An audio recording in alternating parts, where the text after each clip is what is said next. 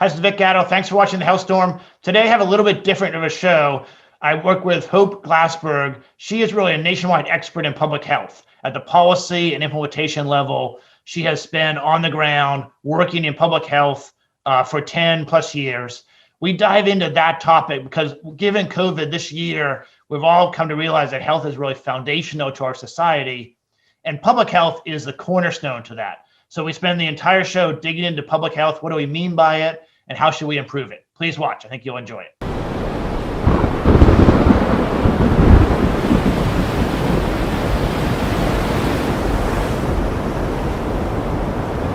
Okay, welcome to the Health Storm.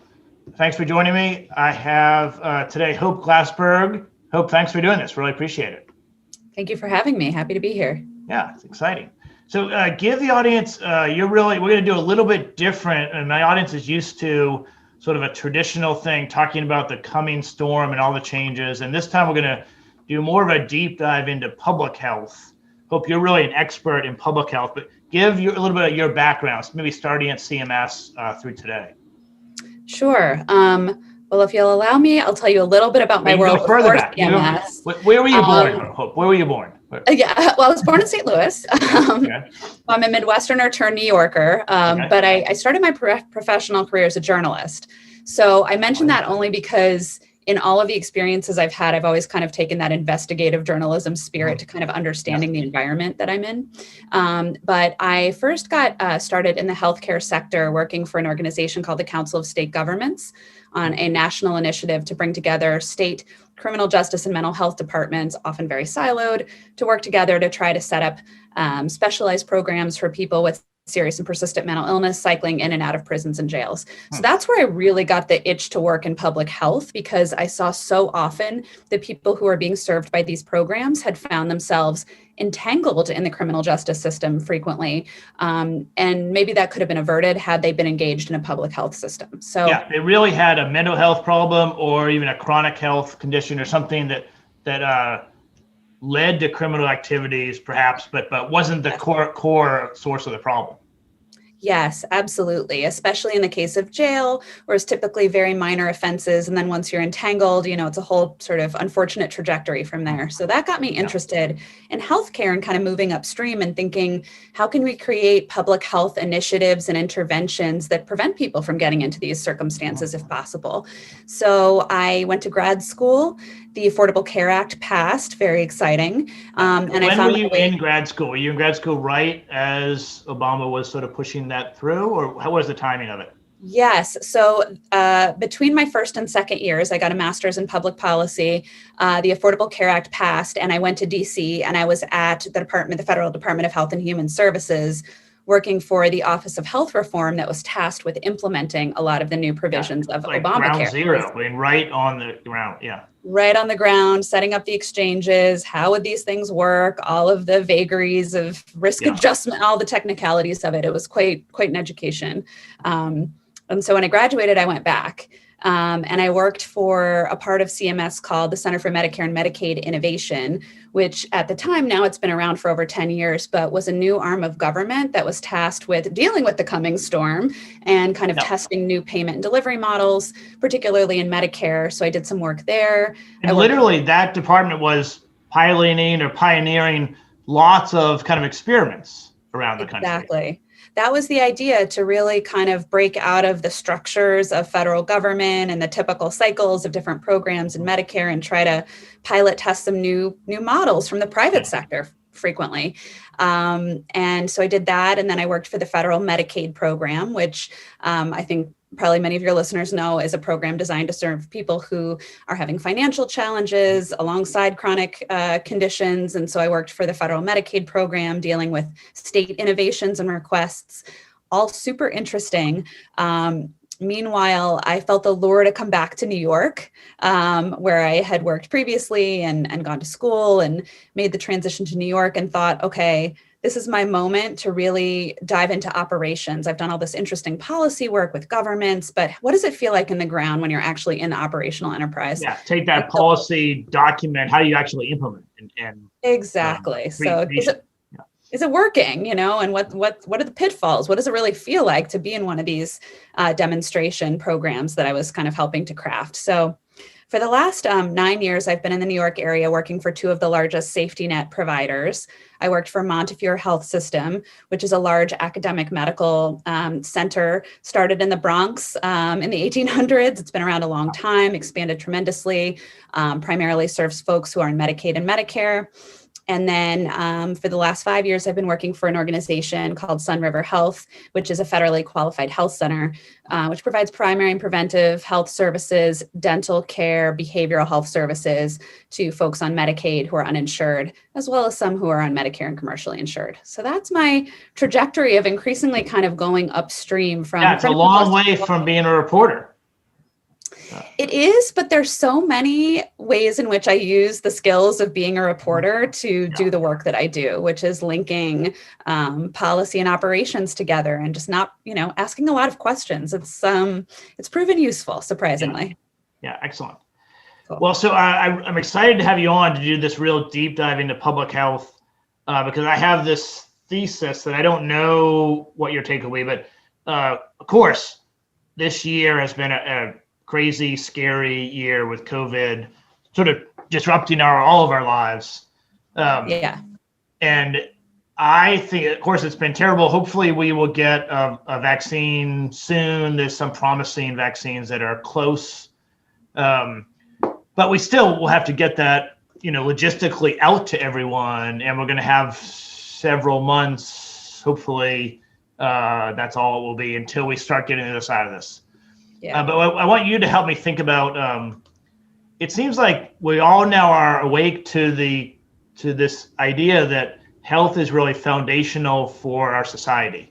Like a year ago, last Thanksgiving, Right. I was flying around on business trips and not really, pretty healthy, but not really that worried about public health. Right. And then now a year later, it's it's all of our every waking minute trying to think through how are we going to navigate our way out of this. And so the question I have for you is, public health has meant one thing for 150 years or so, and actually New York City sort of brought into place a lot of these vaccinations, sanitation, clean water. Mm-hmm. Educating people about how to wash their hands and kind of basic things. Yeah.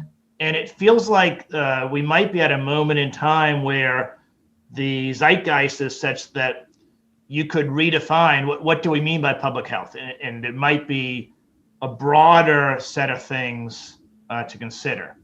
So what I mean by that is COVID, of course, none of us want to get it, but it is very dangerous, a lot of fatality if you have chronic disease, obesity being also included in one of the risk factors. And unfortunately, 40%, 35 to 45% of our country, depending on how you define obesity, is obese.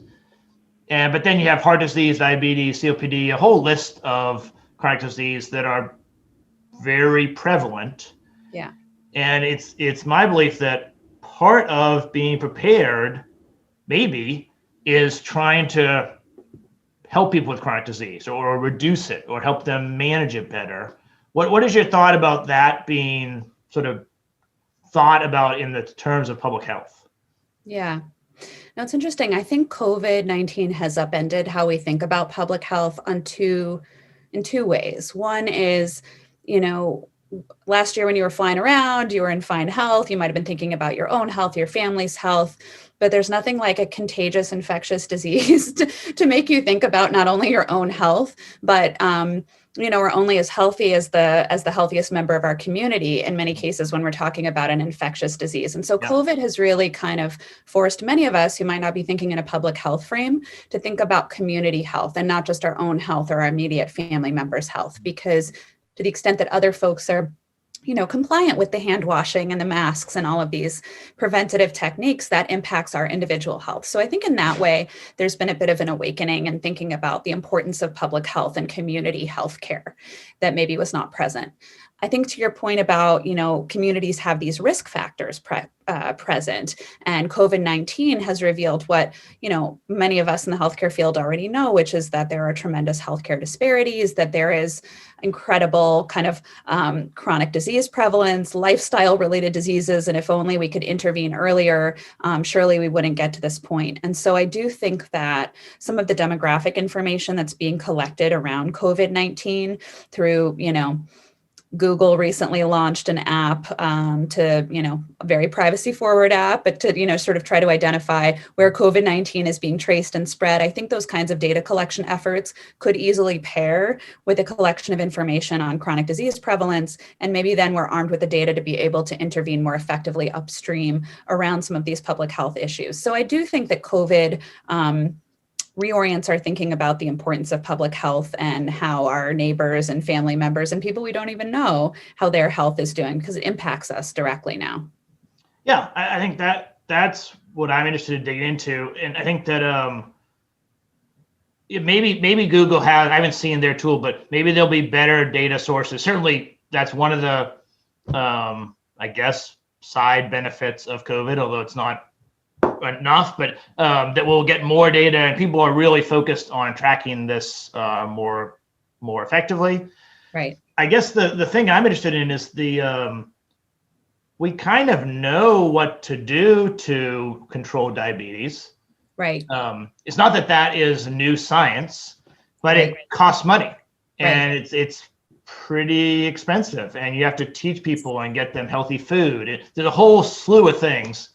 Yeah. And I guess I think that maybe there's a call to action or an ability to make a call to action that the public wouldn't have seen the value of a year ago. I probably wouldn't have seen the value of a year ago. Right. But now we sort of appreciate more that we have to do this kind of as a country or as a people. I think you're right. I mean, public health departments have been so systematically defunded, unfortunately. Budgetary pressures in counties and states have just diminish the ranks of folks who are working in the public health prevention field. And it's hard because I think that you have pointed this out, that public health it's that classic public goods example where it's very costly to intervene in, but you don't see the results. The benefits are very diffuse and spread across a broad population. You might not see a return on investment if you're an individual healthcare provider for many years down the line. Mm-hmm. So it's tough. And I can understand to some extent how some of those resources have winnowed. But definitely COVID-19 has made clear the need for organization, infrastructure, and community-based intervention, as opposed to a single healthcare provider like mine trying to totally alter the course of events through our prevention initiatives. It really needs to be done at the community level. And I think happily, there are some frameworks for us to look to moving forward to support that work, which I can talk about. But I think you're absolutely right. I think that there is a new vigor and understanding that these departments not only need to be funded, but that we can't be expecting individual healthcare organizations, pharmaceutical companies, medical providers, social service providers to solve this on their own. Employers, health systems, payers. No one enterprise has the frame of reference or the time horizon, I don't think, to be able to solve these things.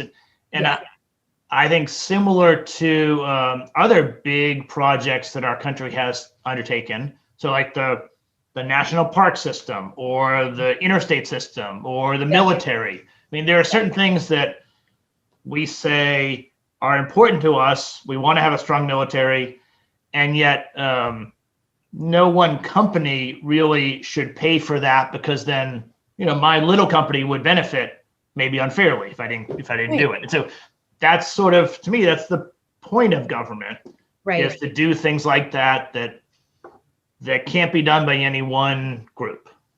Exactly. It's a collective action problem and requires a collective organizational response, in my opinion. And so I think that, a few years back, the CDC, the Center for Disease Control, put out a vision that they called Public Health 3.0. And I think it's terrific. And what it calls for is essentially for communities to appoint chief health strategists alongside other chief advisors along various issues to work together to really analyze what's needed in a community, not by an individual provider or private sector interests that have competing orientations and populations they're serving, but to come together and really look at a population and say, what do we need to make our community healthier? Because again, a pandemic makes clear a community is often only as healthy as its sickest member, right? So I think that this definitely is one of those where we need a governmental intervention, in my opinion, to really turn the tide. And you've seen some governments doing so effectively in the United States and abroad.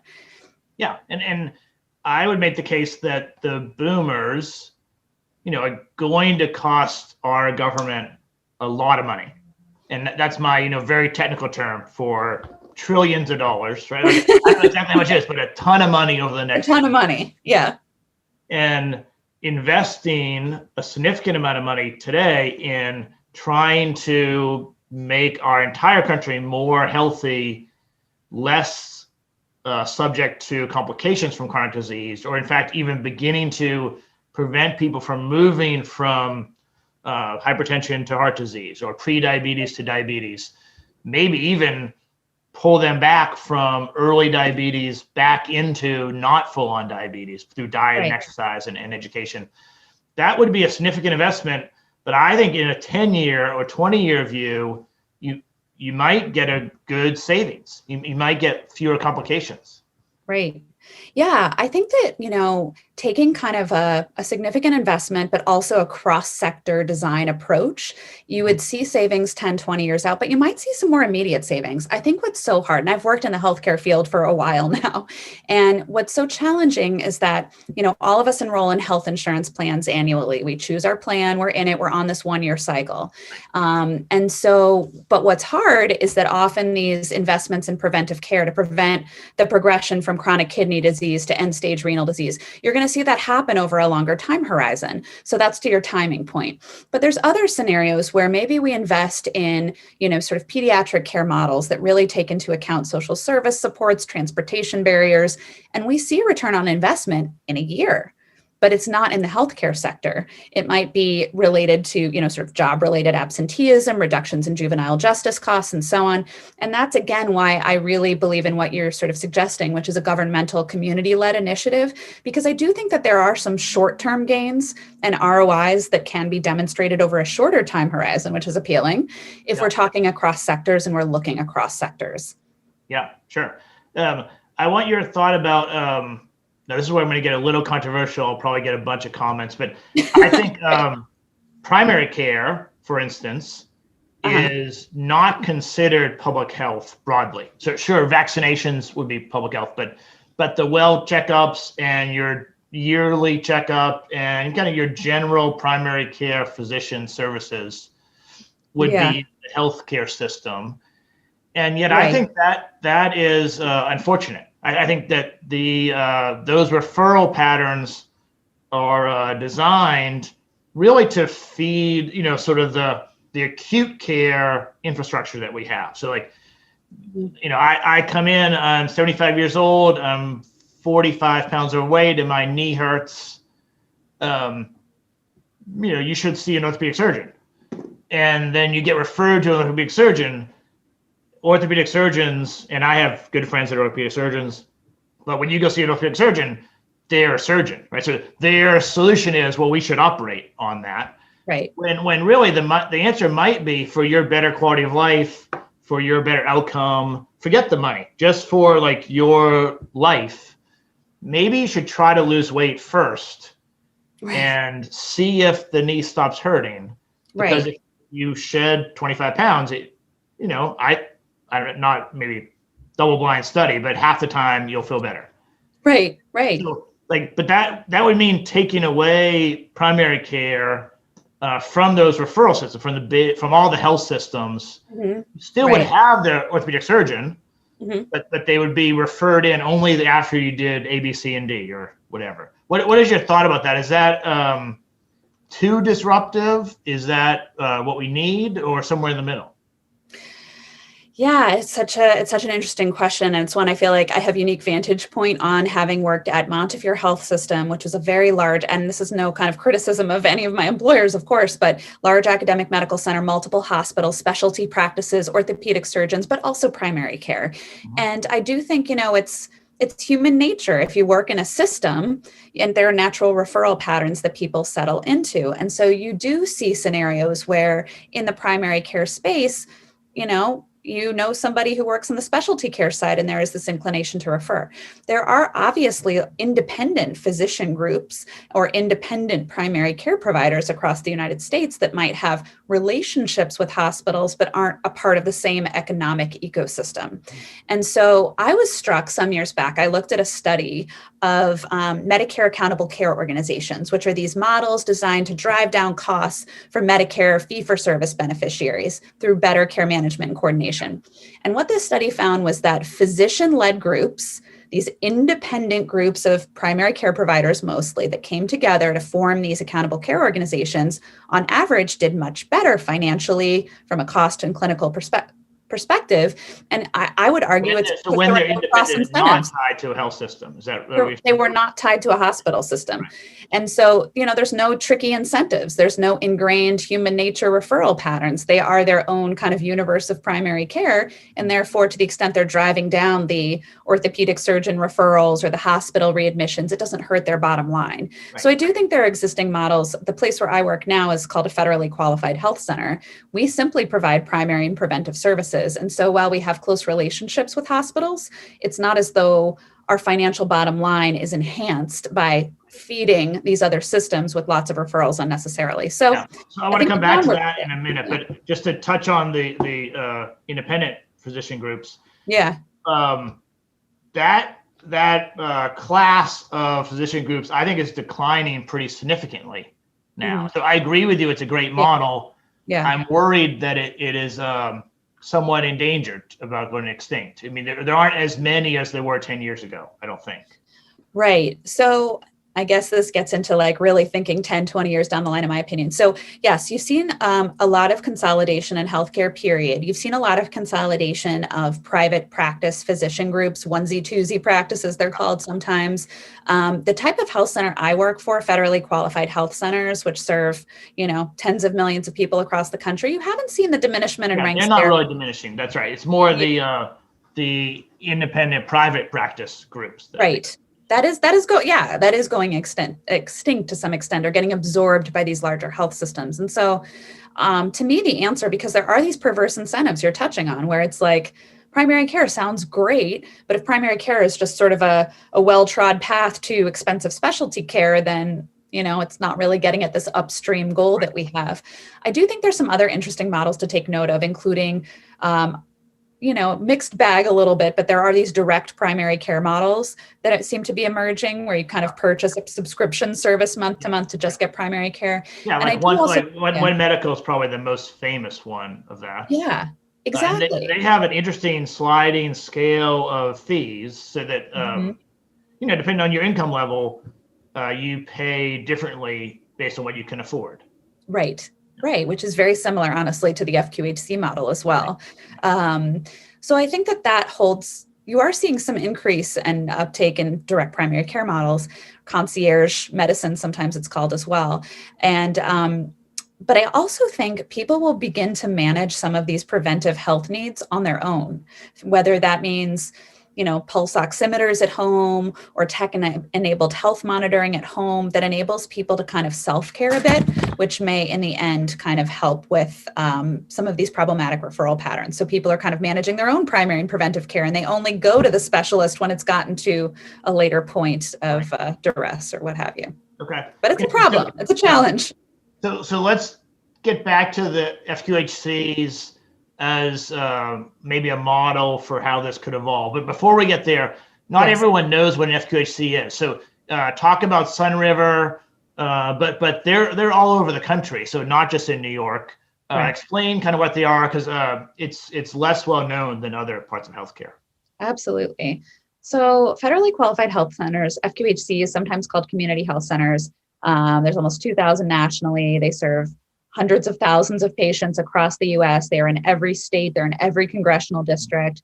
FQHCs really rose to prominence during the war on poverty as kind of part and parcel of an effort to really address healthcare needs in vulnerable communities alongside other social and economic supports.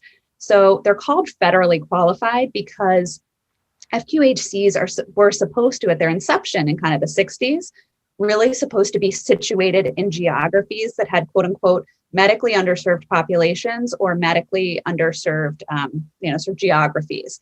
And so they're supposed to be in these places where other people were not going and where there are these tremendous unmet needs. And so alongside with that, there's a federal obligation then to serve anyone who walks in the door of an FQHC. There's also, there's benefits to being an FQHC. You also enjoy national liability coverage, so you're not purchasing individual malpractice coverage. It's sort of nationalized for FQHC. So FQHCs really offer sort of a comprehensive model of primary and preventive care that's available to anyone. We have a sliding fee scale and serve anyone who really has a need. So yeah, no, I think that it's an incredible service. I think that there's a need to, one, get the word out more, and two, maybe change the branding or something.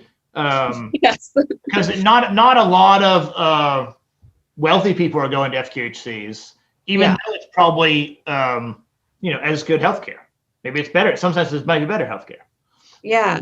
No, I think you're right. I think the branding is problematic and doesn't really convey what the services is. It talks about kind of the federal architecture and doesn't talk about what they actually do in the model.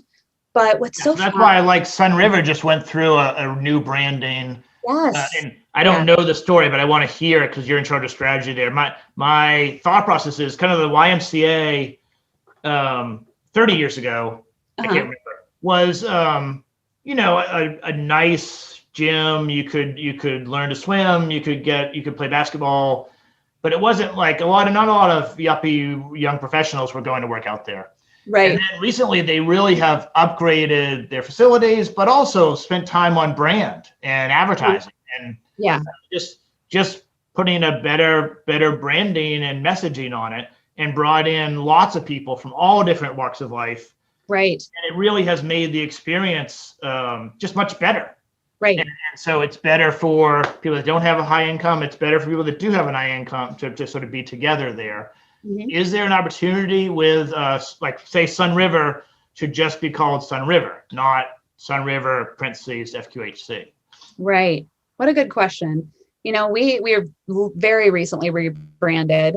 We've been Sun River for, about a month now or so. The organization has been around mid 1970s, so quite a long lineage. And yes, I think very much so. In this discussion with you, I'm using this term of FQHC, but we want to be known as, Sun River Health. We provide healthcare services high quality healthcare services to anyone in need. I think some of the dynamics you're mentioning kind of have happened naturally because in many cases, at formerly FQHCs, sometimes called community health centers, have been located in these quote unquote medically underserved areas. But some of those areas have changed quite a lot. We have quite a few health centers throughout Suffolk County and Long Island. We have a health center in Southampton and Long Island, which is a very wealthy community. We serve both residents of Southampton as well as folks who might be agricultural workers who work and help in the sort of wine development industry. So, yes, I think that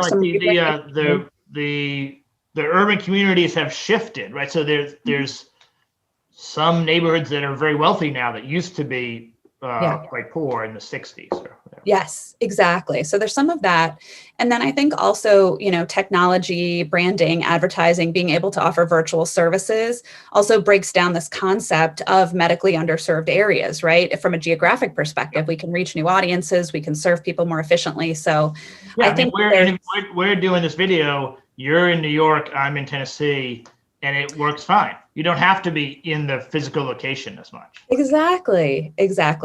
And there's a lot of talk in healthcare, and I think you've talked about this on your show from time to time, but social determinants of health gets a lot of discussion and airplay right now in the healthcare sector. I don't like the term, but everyone's talking about it. I loathe the term. Yeah, so I'm trying to change it to health drivers. Because social determinants seems like I'm born in this spot and I can't escape. Right. Yes, it's very static. Yeah. And from my perspective, it's problematic because it's also very kind of deterministic. If you have this social, you have this health, when Yeah. in fact, it's much more of a relationship that goes in both directions.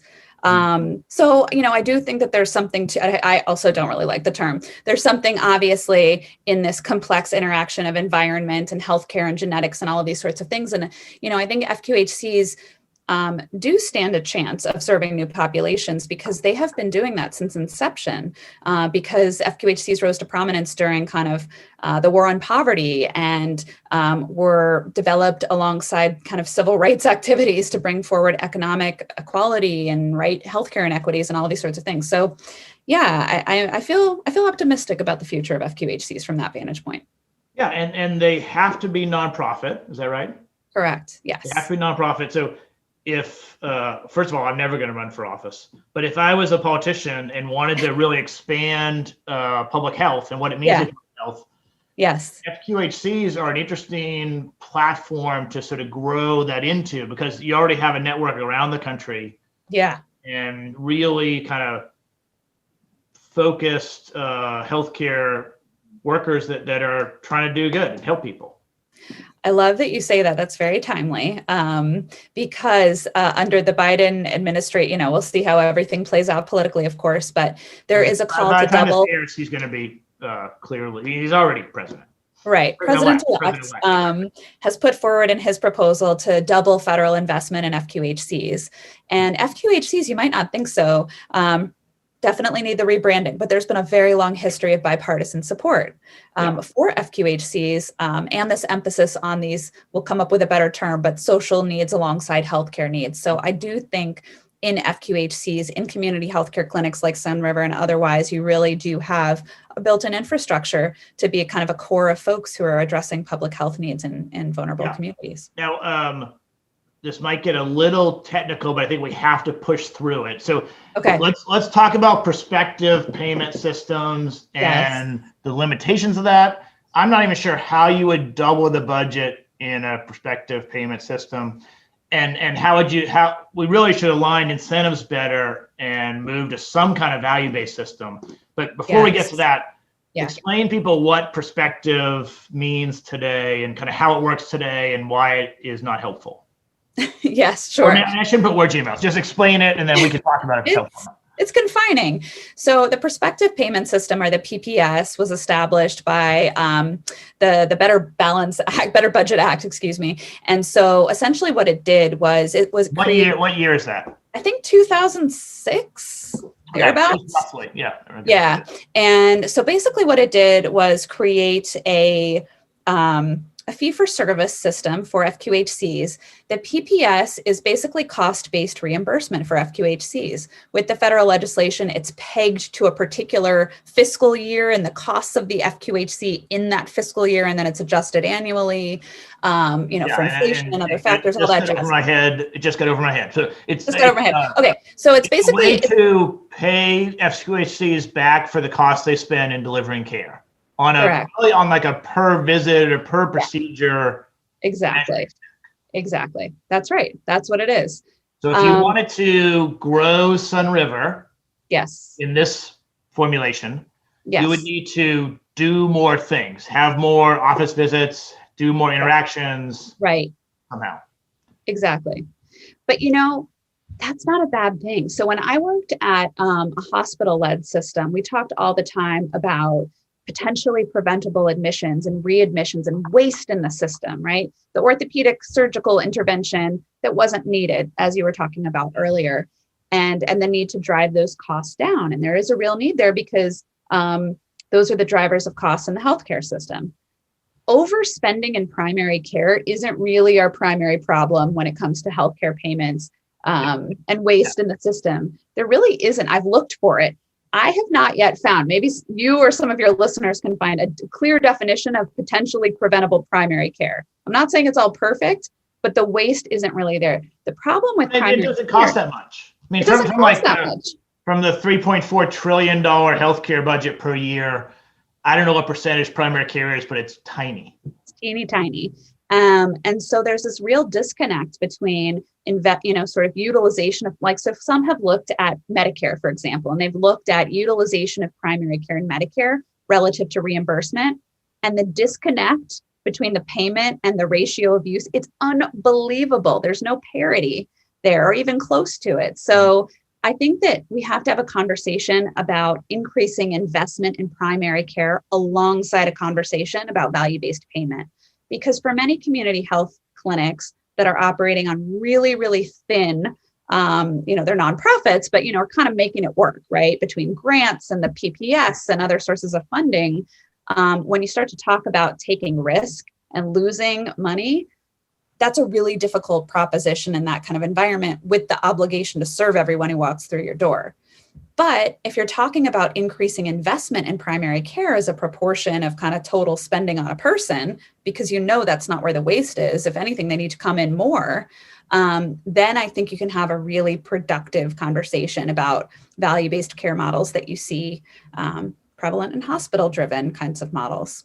Okay, so there's at least two. I always say there's two things I want to unpack, but then I'll say five. So there's two things I want to unpack from that. One is that the prospective payment system, PPS system, is you can't overspend in primary care. I agree with that completely, but it is a challenge in maybe investing to grow Sun River over time, and maybe want to reach out to another community and have a van that goes around and does treatment remotely. Mm-hmm. But that would cost money. And somehow in a nonprofit, you have to figure out a way to buy that equipment and buy all that stuff. And you're not going to get paid until you start doing these services out in the future. Right. And so that is, I think, a challenge.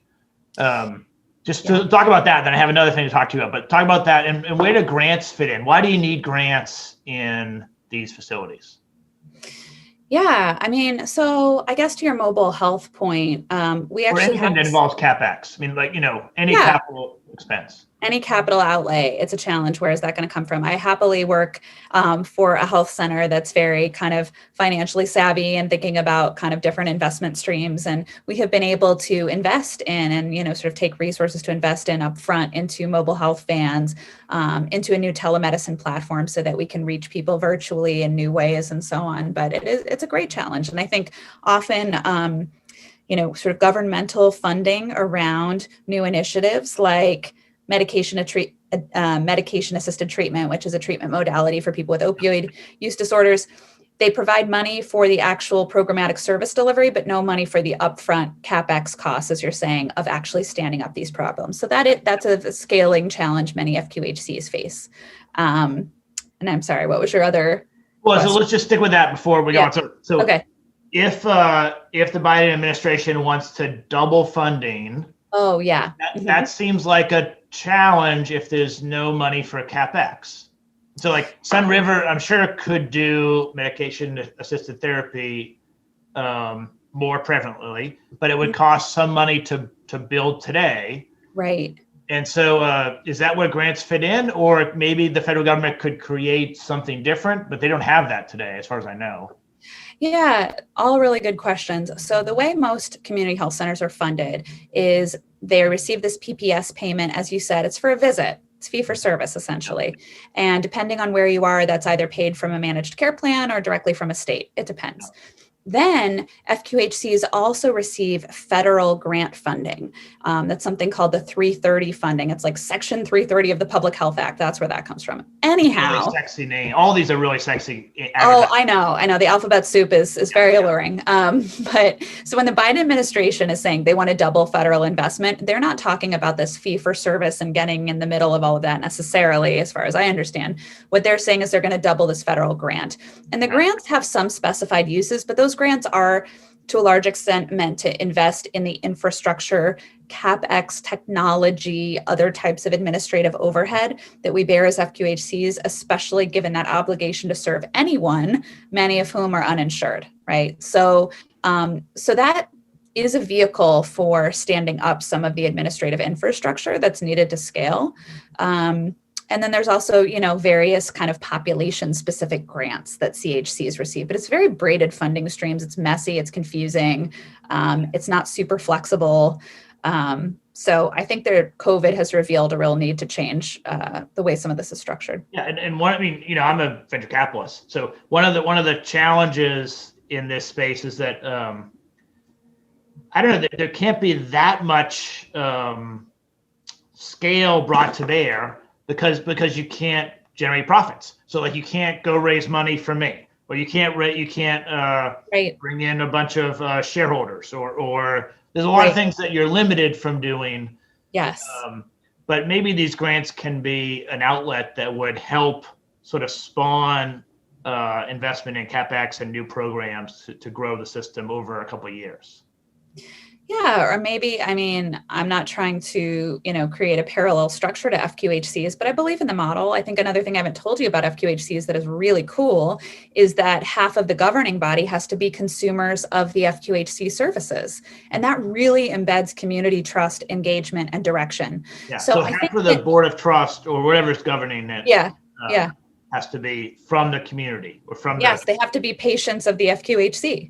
And so a lot of, places will pay lip service, I think, to engaging, consumers in a board structure, but it's real. I've listened, it's very real. You've been in the meetings where like people are, asking probably the right questions for the constituents. Yeah. Yes, absolutely. They've called our call center, they've raised issues, they're really engaged, and they're also kind of really ensconced in the communities where we provide care. So even if it's not their direct experience, they care. Yeah. That's been really cool and very different from other settings that I've observed and been in.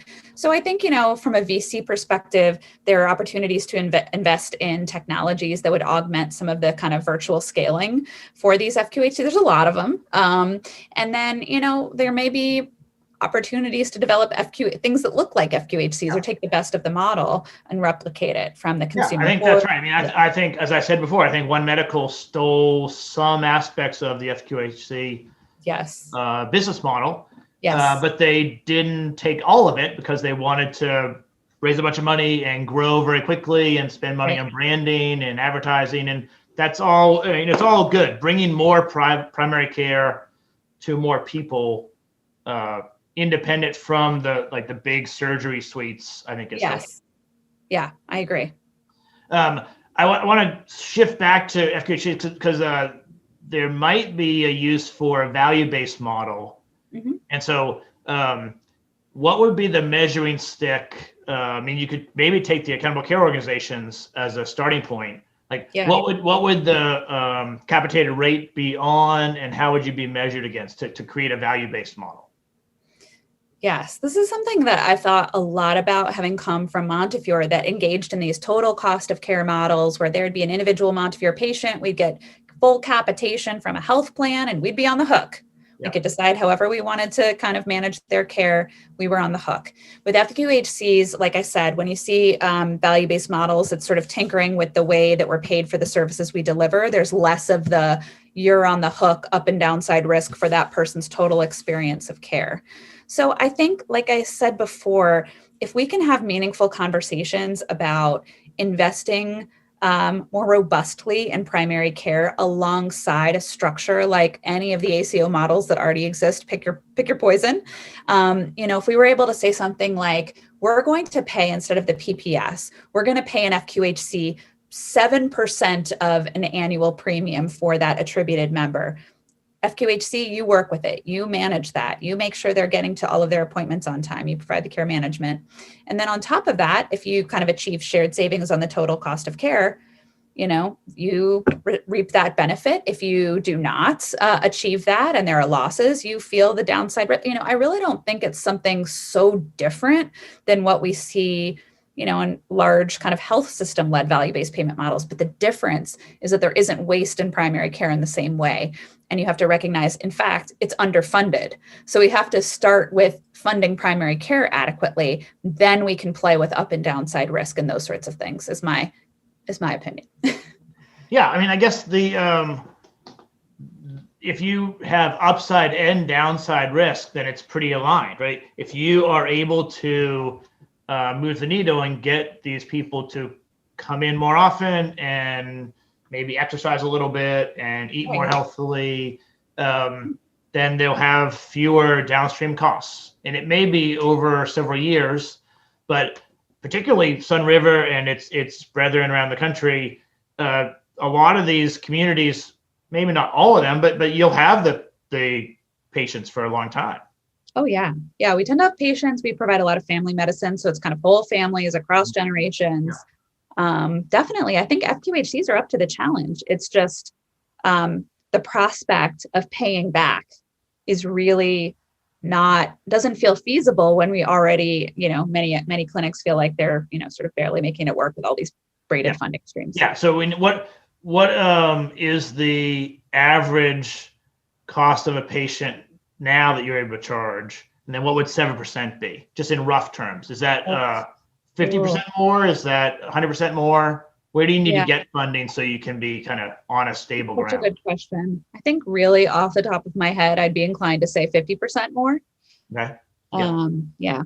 Would be a big boon for FQHCs. And I think if we saved 2% of admissions or any very small, pay for it immediately. It pay for itself. Yeah. And FQHCs already intuitively, there's another problem we have to solve back to the kind of public goods conversation, which is the, thinking about healthcare information as a public utility as well. Because I think the other hurdle we have to overcome is that as an independent provider group, we intuitively know that when we manage our patients well, they're not going to the hospital. We're doing all the right stuff to hopefully keep them in the community, but we don't have real-time access to data about the hospital admissions. Whereas when I worked for a hospital-led system, we did have that information real time. And so really pushing states, localities, federal government to really stand up and make meaningful health information exchanges is another piece of the puzzle alongside the increased investment in primary care. Because otherwise we think we're doing good stuff, but we don't have great visibility. So it doesn't. You can't learn and iterate. I mean, so exactly. Data portability, whether it's through the government or we force the vendors to make it easier, we have to have that. And it doesn't matter, maybe some of both, but we have to have that. Some of both. Exactly. Definitely need that data portability. So we have insight into what is happening across that person's sort of full spectrum of care. Yeah. Now, the last thing that I want to talk through is behavioral health, because at Montefiore, is that how you say it? Yes, Montefiore. I think you literally authored a proposal to integrate behavioral health and primary care together. Yes. Which is incredible, and I can't believe everyone doesn't have that today, but it seems like it should be really powerful, because in my view, behavioral health is comorbid with every chronic disease, right? If I am depressed, it's hard for me to eat healthy and make my diabetes get better. And if I have diabetes, I have low energy, and it's hard to sort of get happy and get undepressed and get out and do. And so you get this, I don't know which comes first. I'm not sure it matters which comes first. They're together. Yeah.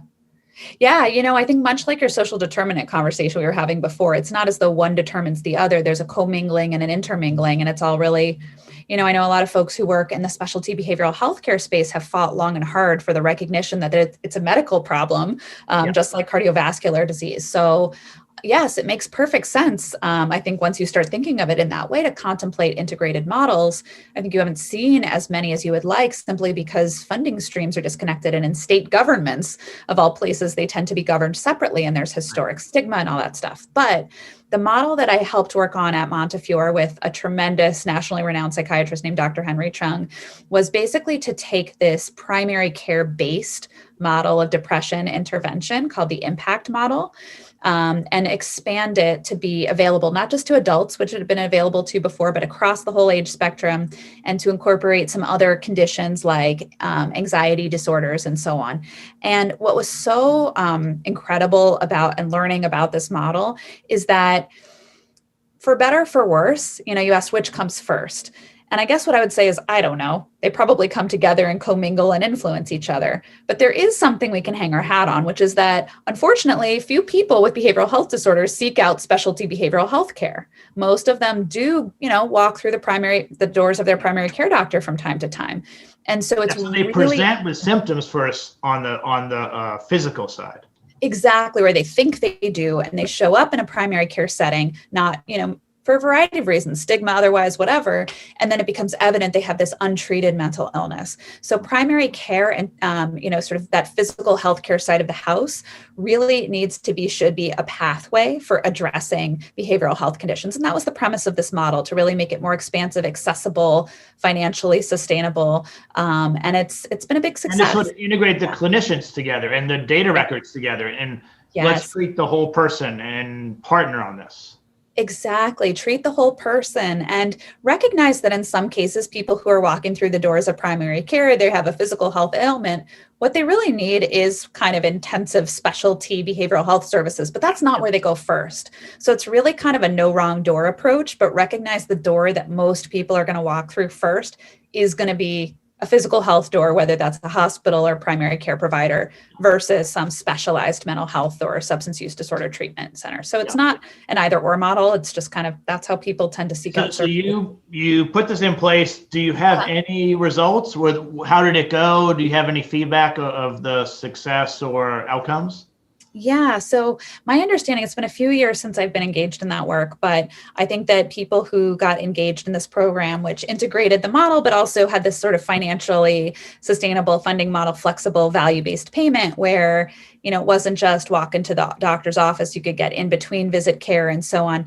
What we were really looking at was impacts on standardized screens, like there's the FQHCs for depression. So we were looking at those types of screens and looking at stability decreases over time. And the program had significant impacts pretty much across the board and reductions on all of those standardized screenings for depression, ADHD, all of the conditions we were treating. So it was clinically effective, very high patient satisfaction. And we also kind of helped some of our community-based mental health providers because we offered referrals back to them, which in turn helps their revenue streams. So I think it was successful within the Montefiore health system. We did some follow-up work, which I think is a little bit more kind of a work in progress, where we went to smaller onesie-twosie practices we were talking about a little bit ago, to try to work with them and say, how might you approach these types of integrated models? And that was a lot more challenging, because in a big academic medical center, you can draw on resources in a clinic to provide some basic behavioral health care screening and management. That's really tough when you're in a rural community onesie-twosie practice. Yeah. I think telemedicine offers new opportunities to us, but a few years ago when we were doing this work, it was just, it was quite a hurdle to overcome. Yeah. Well, I think that makes sense, but that was a couple of years ago, and there's a lot of academic medical centers around the country. How many have adopted this model? That's a great question. I don't know the answer to that. What's that? Has anyone? Well, it had been adopted previously in a few different states. I need to go back and.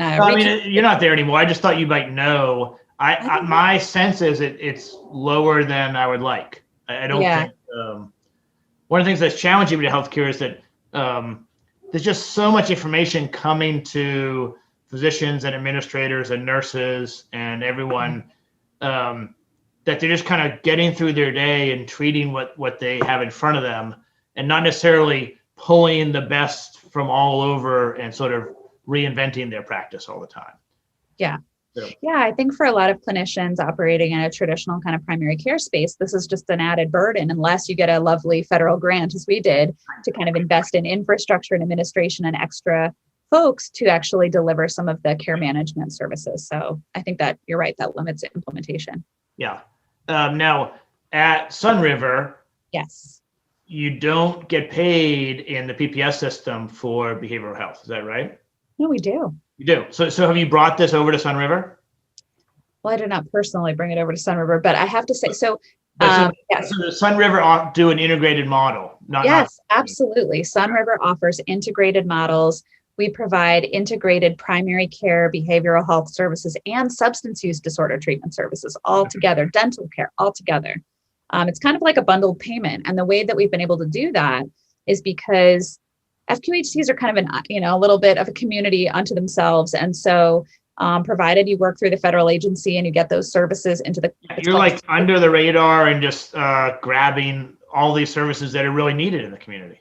Yes. And I mean, grabbing is the wrong way to say it. Providing these services. Providing, integrating, Yeah. We started kind of with this social justice kind of origin story. So it's no surprise, of course, we're bringing in these services and really felt a mandate to do so early on. So yes, happily, we do get that type of payment as well for those related services. So we've been able to launch some really integrated, really interesting integrated models, including maternity care models where we're also providing substance use disorder treatment, recognizing that unfortunately a lot of moms are, struggle with addiction issues. So it's been really, it's taken a long time and a lot of red tape from a regulatory perspective, but we've been able to get to this place of integrated care models over some time. I'm really interested in food as a sort of a contributor to health or contributor to chronic disease. Have you looked at food at all in Sun River? Absolutely. So we have, what's so amazing about what you just said for folks who are from FQHCs is that one of the pioneers of the FQHC movement is this fellow, Dr. Jack Geiger. And one of his sort of original lines is that as a sort of clinician in a community clinic, he would write prescriptions for food. Yeah. And this was like many decades ago. Yeah, so that's in the 60s or sometime. Yeah. And Geisinger, just taught me about it 5 years ago. Yeah. Yeah. Exactly. He was very, ahead of the time or resonant with what our conversations are today. So at Sun River, we address food issues from a variety of angles, from having registered dietitians on staff to be able to provide that type of counseling and direct support to patients. But we also do things, we're embedded in the community. I told you we've got majority kind of consumers on our governance board. And what does that really mean? Well, that means we do things like we hold, healthy food fairs in the communities where we're situated and partner with farmers markets and offer cooking classes and demonstrations as we do at our flagship Peak Skill site with frequency. And so we're really trying to not only offer that kind of counseling, but also these community-based services and be a forum for these community interactions, if you will, to try to help people have the tools to kind of help themselves when it comes to healthy eating and cooking. And yeah. Excellent. Because if you don't have the right role models growing up, you don't know how to find food, how to make it into a meal, what makes a good meal. It's things that I take for granted. A lot of folks just don't have the background or the education around. Right, exactly. And so we're seeking to provide not only kind of that traditional healthcare intervention through like a registered dietitian working with the patient, giving them recommendations, but also the skills, the tools, the cooking demonstrations to be able to kind of operationalize that knowledge. Yeah.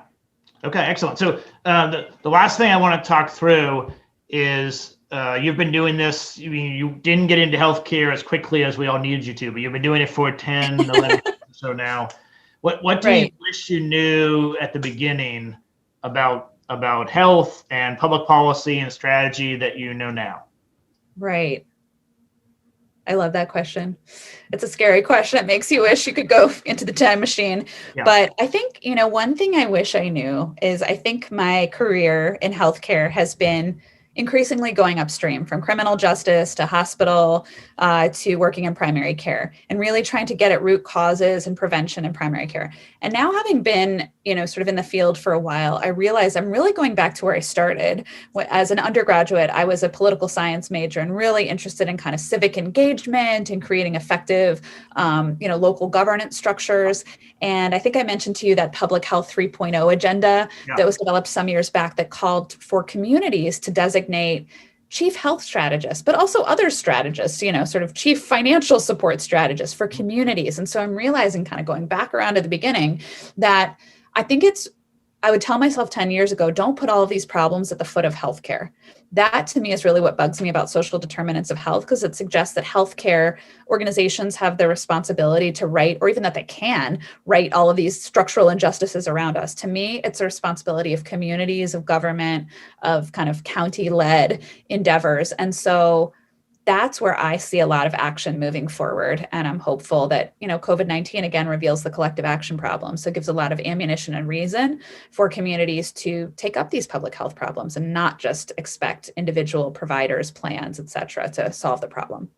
Yeah, I love that. And so it's no matter where you start, right? If you're trying to do right by the society and the people here, or you want to save money Right. and have the country be able to pay for things, Right. or both. Right. You could impact people's lives and save, make the budget lower over time by doing these right things, upstream. Right. So let's get criminal justice right. Let's get the policy right. Let's get primary care right. Now it's more, let's get government focused in the right areas. So I'm happy that you chose the Hellstorm to announce your candidacy for office. Really exciting. No, my candidacy to be behind the scenes for your office. No. Yeah. So Hope will just be pulling the strings of someone else. That's my goal. I want to be a string puller when I grow up. Yes. Excellent. Well, Hope, thank you for doing this. I really enjoyed it. A lot of activity in public health. Hopefully, our political leaders will take the right tack and start making this changes that we all need. Absolutely. Well, thank you for having me and paying attention to this important issue. Yeah, and so if people want to learn more about Sun River or other FQHCs, is there a website, or are there donation places, or the grants that people can learn about? Absolutely. So sunriverhealth.org is our website. If you want to learn about FQHCs nationally, there's the National Association of Community Health Centers, more alphabet soup, but you could just Google National Health Center, you might find it. That has tons of resources about FQHCs nationally. And then in every state, there's also a similar kind of organization, also often called a primary care association. That should tell you a lot about what the FQHCs in your state are doing. So I think those are great resources alongside, of course, the federal government. HRSA, HRSA, is our federal funding agency, and they've got oodles of information. So those are all good places to start. But probably the best one is Sun River. So thank you for doing this. Sunriver.org. Is that right? Yes. Yep. Okay. Oh, thanks for your time. I really appreciate it. It was a fun talk. Yes, agree. Thank you so much. Okay. If we ever get a COVID, I need to come to New York and check out the clinics. Yes, please. Or I'll come to Tennessee and take a spin around and see what you have going on there. Okay. Thanks. Have a good night. All right. Thank you. Bye.